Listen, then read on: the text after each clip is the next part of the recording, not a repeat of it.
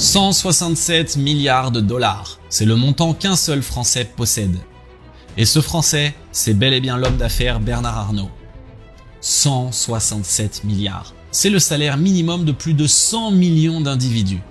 C'est 2500 € pour 67 millions de Français concentrés entre les mains d'une seule famille, la famille Arnault.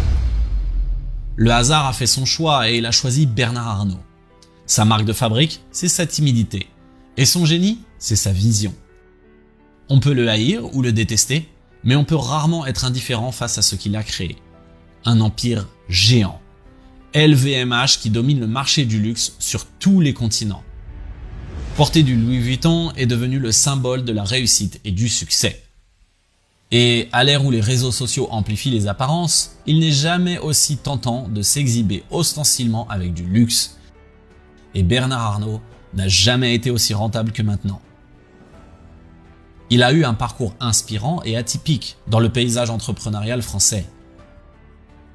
Sur ce parcours s'entrelacent ambition, prise de risque démesurée, stratégie d'attaque des groupes à fort potentiel, comme le fait d'avoir dérobé Louis Vuitton à la famille Vuitton, ou l'exil quand le pays qui l'a vu naître ne lui correspondait plus. Son groupe LVMH ne crée pas de marque, mais toute sa stratégie est d'acquérir celles qui sont déjà établies. La dernière acquisition est certainement la plus grosse, leur a coûté 15,8 milliards de dollars.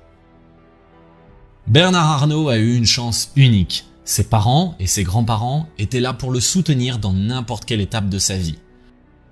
Voici comment un jeune homme prédestiné à l'entrepreneuriat a pu construire peut-être le plus grand empire économique de France. Bernard Arnault est né le 5 mars 1949 à l'hôpital de Roubaix. Toute son enfance